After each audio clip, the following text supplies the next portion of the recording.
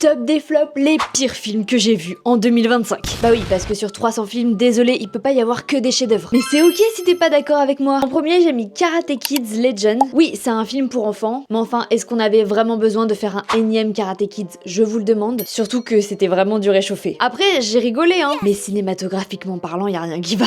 En deuxième, Dead by Down. Je l'avais vu en festival, celui-là, il y en a plusieurs qui viennent de festivals. Parce que les festivals, c'est un peu un laboratoire, quoi. On sait pas sur quoi on va tomber. Et vraiment, c'était un slasher, mais version vraiment pas ouf. En troisième, The Rule of Jenny Payne. Il y avait un potentiel de fou malade avec ce film et ils en ont fait vraiment pas grand chose. Et je trouve ça trop dommage parce que pour une fois qu'on a une proposition de genre qui est un petit peu différente, qui est un petit peu décalée, bah là ils l'ont juste pas bien fait quoi. En quatrième, L'incroyable femme des neiges. J'ai rarement eu un film aussi soporifique cette année. Je comprenais pas du tout où l'histoire elle allait. C'était un mélange bizarre d'humour pas très drôle et des fois il y avait des ellipses qui faisaient qu'on comprenait rien et en fait c'était pas des ellipses. Enfin, je sais pas comment le film a été monté, mais pour moi ça n'avait aucun sens. Ah oui, c'est beau mais c'est lent. En cinquième, Tron Ares. J'ai pas vu les autres Tron, mais j'ai trouvé Tron Ares vraiment pas fou. On s'ennuie, il se passe pas grand chose, on a compris le principe, on a compris le délire. Ouais non, vraiment pas convaincu. En sixième, Wolfman. Ça pareil, je me suis très fort ennuyée. En plus, il y avait un mec pyromane dans ma salle qui a voulu cramer le siège, enfin... Mais ouais, j'ai pas du tout compris l'intérêt du film en fait. Pourquoi faire une énième adaptation de quelque chose qui existe déjà et juste le faire moins bien? En septième, With Hassan in Gaza. C'est un film expérimental, c'est juste des rushs d'une ancienne VHS qui date d'il y a 20 ans, qui filmait en effet des tranches de vie à Gaza il y a 20 ans, avec des textes où on sait pas trop de quoi on parle, mais ce qui m'a vraiment gênée dans ce film, en plus du fait que c'était très long pour vraiment pas grand chose, il y a vraiment des plans où il fait tourner la caméra pendant genre 10 minutes et il se passe rien, genre c'est juste la rue. C'est que j'ai trouvé ça hyper opportuniste de sortir ça maintenant, avec tout ce qui se passe à Gaza justement. En fait,